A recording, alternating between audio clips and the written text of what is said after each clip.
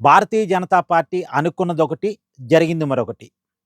ఈ పార్లమెంటు సమావేశాల మీద బీజేపీ అధిష్టాన పెద్దలు చాలా ఆశలు పెట్టుకున్నారు. కానీ వాళ్ళ ఆశలు అడియాసలయ్యాయి. మోడీ, అమిత్ షా వీళ్ళంతా చాలా ఆశలు పెట్టుకున్నారు.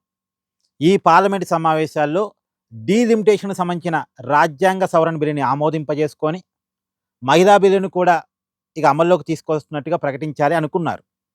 అంటే ఇప్పుడు అనుకున్న డీలిమిటేషన్ బిల్లు ద్వారా 543 లోక్సభ స్థానాలని 816 స్థానాలకు పెంచుతూ, అంటే ఈ 50% పెంచుతూ, పెంచినటువంటి 816 లోక్సభ స్థానాల్లో 33% స్థానాన్ని మహిళలకు రిజర్వ్ చేయటం. ఇది ప్లాన్. కానీ అంటే అలాగే రాష్ట్రాల అసెంబ్లీ స్థానాలు కూడా ఇప్పుడున్న స్థానాలకు 50% పెంచటం. డీలిమిటేషన్ ప్రక్రియలో ఇదంతా భాగం. ఇదంతా అనుకున్నారు. ఈ బిల్లు ఈ పార్లమెంట్ సమావేశాల్లో ఆమోదింప చేసుకోవాలి అనుకున్నారు. కానీ జంజీ పోరాటం, విద్యార్థుల మీద లాఠీ చార్జీ మీద ప్రతిపక్షాలు పెద్ద ఎత్తున పోరాటం చేయటం, ఇదే సమయంలో అయోధ్య రామాలయంలో నిధుల దారి మళ్లింపు అంశం తెర ముందుకు రావటం, ఇవన్నీ పరిణామాల మొత్తంలో బీజేపీ కొంత ఇరగాటంలో పడింది. తను అనుకున్న బిల్లులు ప్రవేశపెట్టలేని పరిస్థితిలో పడింది. ఒక రకంగా చెప్పాలంటే ఒక పొలిటికల్‌గా నెగెటివ్ సిచ్యువేషన్‌ని బీజేపీ హ్యాండిల్ చేయాల్సి వచ్చింది. ఈ political situation, negative situation handle చేసే క్రమంలో మొత్తానికి ఈ 2 బిల్లులని ఈ సమావేశాలు పక్కన పెట్టాల్సి వచ్చింది. ఇక రాబోయే కాలంలో ప్రత్యేక పార్లమెంట్ సమావేశాలు ఆ 2 బిల్లుల కోసం మళ్ళీ పెడతారేమో చూడాలి. నిజానికి ఈ 2 బిల్లులని ఈ పార్లమెంట్ సమావేశాల్లో ఆమోదింపజేసుకోవడం కోసం బీజేపీ గత కొన్ని నెలలుగా భారీ ఎక్సర్సైజ్ చేస్తూ వస్తుంది. ఎందుకంటే గతంలో ఈ 2 బిల్లుల కోసం ప్రత్యేక పార్లమెంట్ సమావేశాలు పెట్టారు కానీ రాజ్యాంగ సవరణ బిల్లు వీగిపోయింది. 2/3 మెజార్టీ లేకపోవడం వల్ల. పోయినసారి వీగిపోయింది కదా, 2/3 బలం మనకి పార్లమెంట్లో లేదు కదా అని చెప్పేసి ఈసారి గట్టిగా ప్లాన్ చేసుకొని కొన్ని పార్టీల నుంచి ఎంపీని చీల్చి బీజేపీలో అంటే ఎన్డీఏ కూటమిలో చేర్చుకున్నారు. ఇప్పుడు తృణమూల్ కాంగ్రెస్ పార్టీ నుంచి 20 మందిని లాగేసుకున్నారు.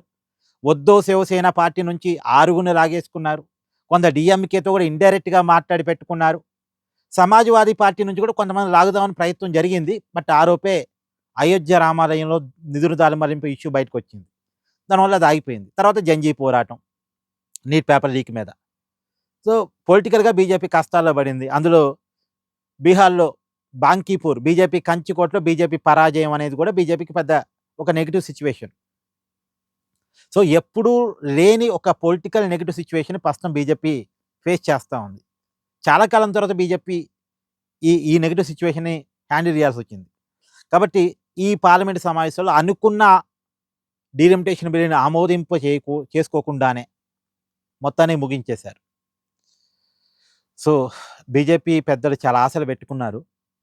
ఆశలైతే నెరవేరలేదు. బట్ ఈ నెగెటివ్ సిచ్యువేషన్స్‌లో ప్రత్యేక పార్లమెంట్ సమావేశాలు పెట్టైనా సరే ఆ బిల్లుని ఆమోదింపజేసుకుంటారా అనేది చూడాలి. ఎందుకంటే ఆ బిల్లులు చాలా ఇంపార్టెంట్ బీజేపీకి. వచ్చే ఎన్నికల్లో తాము గెలవటానికి ఆ బిల్లులు చాలా ఇంపార్టెంట్ అని బీజేపీ అనుకుంటుంది. డీలిమిటేషన్ ఇమ్మీడియేట్‌గా చేయాలనుకుంటున్నారు. డీలిమిటేషన్ చేస్తే ఏందంటే వాళ్ళ బలాబలాల ఆధారంగా ప్రభుత్వం వాళ్ళ చేతిలో ఉంది కాబట్టి వాళ్ళ బలాలకు అనుగుణంగా డీలిమిటేషన్ ప్రక్రియ కొనసాగుతూ పోద్ది. దానివల్ల బీజేపీకి పొలిటికల్‌గా అడ్వాంటేజ్ అవుద్ది. కాకపోతే ఒక చిన్నపాటి భయం ఏందంటే ఇప్పుడు 543 లోక్సభ స్థానాలని 816కి పెంచారు అంటే ఆటోమేటిక్‌గా రాజ్యసభ స్థానాలు పెరుగుతాయి. రాష్ట్రాల్లో అసెంబ్లీ స్థానాలు పెరుగుతాయి. రాష్ట్రాల్లో ఎమ్మెల్సీ స్థానాలు పెరుగుతాయి.